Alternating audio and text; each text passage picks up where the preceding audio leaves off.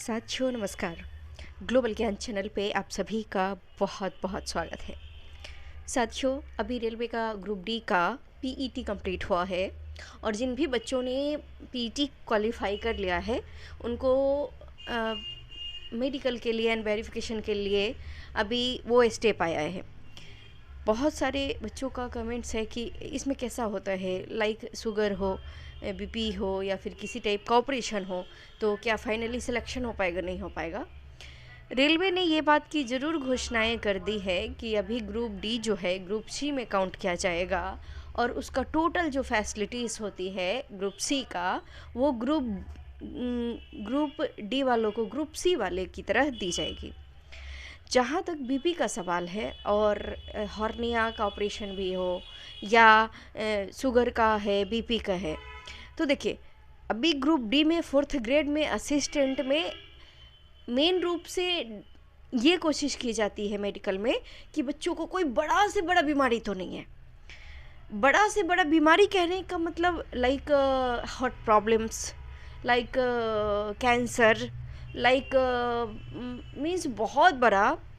अगर आपको colour blindness भी है, अगर आपको ऑपरेशन भी है, आपको बीपी है, आपको शुगर है, तो आपको यह बोर्ड के ऊपर डिपेंड करता है कि आपका कौन सा बोर्ड है। चूँकि साउथर्न बोर्ड जो ऐसी बोर्ड होती है, चेन्नई डिवीज़न की मैं बात कर रही हूँ, और सदर्न रेलवे का जितना भी डिविज़न्स है सदर्न रेलवे के अंतर्गत, तो उसमें बच्चों को जैसे कि आपको ऑपरेशन है तो आपको उस डिपार्टमेंट में नहीं डाला जाएगा। लाइक इंजीनियरिंग डिपार्टमेंट, आपको मालूम है वो थोड़ा सा टफ है, उसमें आपको नहीं डाला जाएगा। आपको मैकेनिकल में डाला जा सकता है, आपको हॉस्पिटल में डाला जा सकता है, आपको टाइम ऑफिस में डाला जा सकता है, आपको हेडक्वार्टर्स में डाला जा सकता है। It is depends upon only your physical fitness.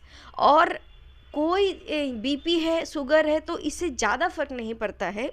लेकिन मैं तो इतना ही कहूँगी कि जब तक आपका मेडिकल नहीं हुआ है तब तक आप अपने आप को मेंटेन रखने की कोशिश करें। उस तरीके का डाइट ले जो आपको वास्तव में हेल्दी करार दे, हेल्दी होने पर ये हो।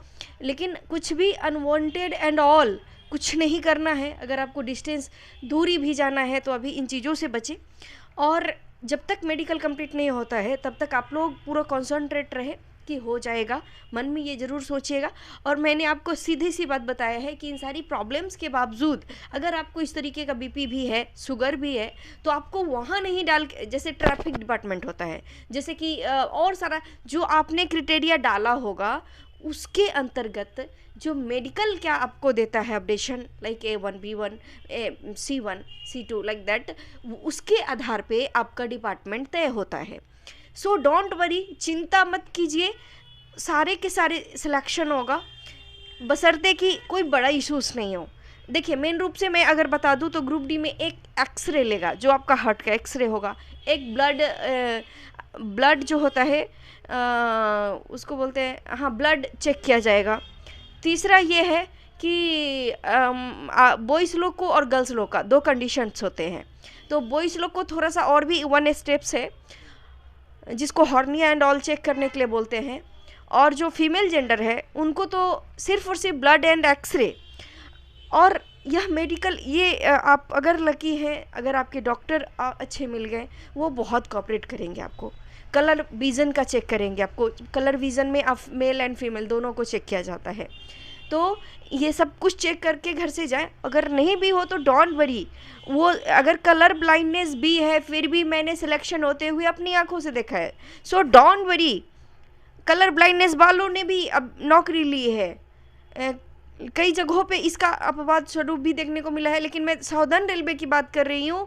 मैं चेन्नई डिवीज़न एंड ऑल जो सदर्न रेलवे के अंतर्गत जितने भी डिवीजन्स है सबकी मैं बात कर रही हूँ, और उन सारे में इन चीज़ों का हुआ है। तो अब चिंता ना करें, सिर्फ और सिर्फ अभी अपने डाइट पे फोकस करें, बहुत अच्छे से रहें, कुछ इस तरीके का काम ना करें, साइलेंट रहें, शांत रहें, ज़्यादा वो करने की ज़रूरत नहीं है। और मेडिकल पक्का हो जाएगा।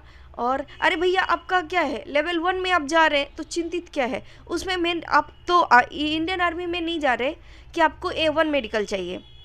तो आपको सिर्फ हार्ट इश्यूज नहीं होने चाहिए, कैंसर से रिलेटेड कुछ इस तरीके का नहीं होना चाहिए। डॉक्टर बस इतना ही चेक करता है और उसके बाद ऑल ओवर, उसके बाद डिपार्टमेंट आपको मिल जाएगा, डिपार्टमेंट अलर्ट हो जाएगी।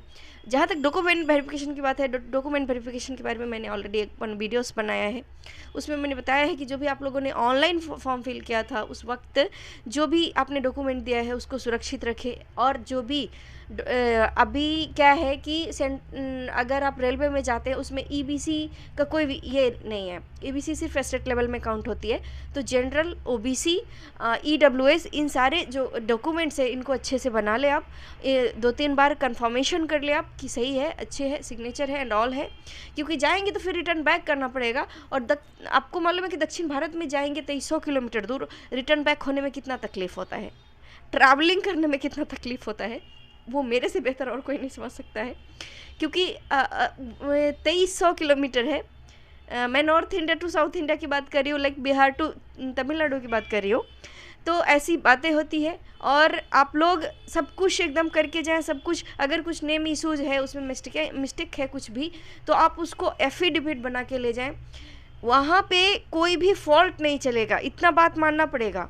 आधार कार्ड, फ़ोटो, ओबीसी सर्टिफिकेट, आप जनरल हैं, अगर ईडब्ल्यूएस में आते हैं वो सर्टिफिकेट आपको, अगर पीडब्ल्यूडी कैंडिडेट्स हैं तो वो सर्टिफिकेट, अगर आप एक सर्विसमैन हैं तो वो डॉक्यूमेंट, तो